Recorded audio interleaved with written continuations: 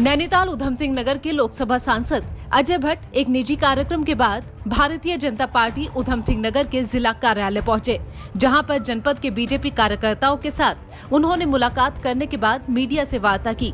दरअसल वर्तमान में किसान बिल को लेकर विपक्ष लगातार सरकार पर हमलावर है, जिसकी वजह से कई प्रदेशों में किसानों के प्रदर्शन लगातार जारी हैं। मीडिया से किसान बिल पर बात करते हुए उन्होंने कहा, केंद्र की मोदी सरकार किसानों के लिए फायदेमंद सरकार है और ये बिल निश्चित तौर पर किसानों को भविष्य में लाभ देने वाला होगा। उन्होंने कहा कि केंद्र सरकार ये बेहतर तरीके से जानती है कि किसान ही देश की रीढ़ है और किसान को आर्थिक रूप से सक्षम करना इस सरकार का कर्तव्य है। और विपक्ष जिस तरह से किसानों को भ्रमित कर रहा है, आने वाले समय में देश के किसान ही विपक्ष को बताएंगे कि सरकार का ये बिल उनके लिए कितना लाभकारी है। एमएससी नहीं देंगे कहा, एमएससी दे दी हमने। खरीद नहीं करेंगे कहा। खुद मैं यहाँ स्थानीय यहाँ का सांसद हूँ, यहाँ धान की खरीद प्रारंभ हो गई है, देश भर में खरीद प्रारंभ हो गई है और एमएससी पर हो रही है, जो मिनिमम सपोर्ट प्राइस है उस पर हो रही है।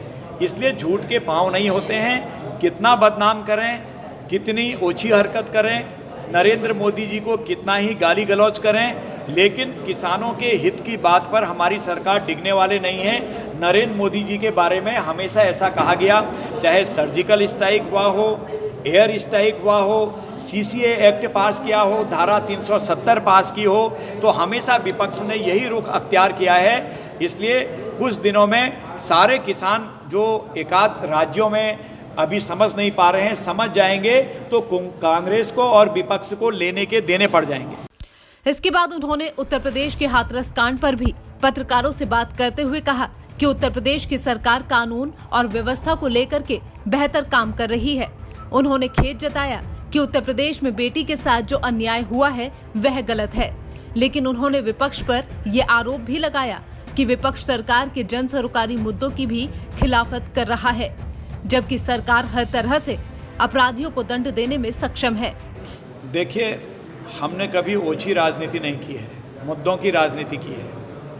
मोदी जी ने जिस तरह से लॉ एंड ऑर्डर कायम किया है देश में, अपने प्रदेश में, उत्तर प्रदेश में, वो ऐतिहासिक है। सब जानते हैं किस तरह से बड़े बड़े लोग धाराशाही हो गए, उनकी बिल्डिंगें अवैध धाराशाही हो गई, गुंडा राज खत्म कर रहे हैं। उससे चिढ़कर कुछ लोगों ने एक बात को ज़्यादा इशू बनाया। दुखद घटना हुई है, बहुत बुरा हुआ है, हमारी बेटी के साथ जो हुआ अच्छा नहीं हुआ है, किसी की बेटी के साथ ऐसा नहीं होना चाहिए। पर एक मुद्दे को जिस तरह से भाई बहनों की तस्वीर वायरल हुई है, उसके घर जाते समय हंसी के ठहाके लगाए गए और एक पिकनिक के रूप में आंदोलन किया गया, वो शर्मनाक है, दुखद है। और योगी जी ने, आपने देखा कितने पुलिस के कर्मचारी और अधिकारियों को लाइन हाजिर करके सस्पेंड कर दिया है, पूरी इंक्वायरियां सेटअप कर दी हैं और सीबीआई इंक्वायरी के लिए रेकमेंड कर दिया है। सीबीआई इंक्वायरी चल रही है, लेकिन दुखद पक्ष ये है कि कांग्रेस समेत अन्य विपक्षी दल कहता है कि सीबीआई पर हमको विश्वास नहीं है। तो जिस पर विश्वास है उस पर भी हो जाएगा। ये सरकार में आपका व्यू पर खबरों से जुड़े रहने के लिए हमारा चैनल सब्सक्राइब करें और नोटिफिकेशन के लिए बेल आइकन दबाना ना भूलें।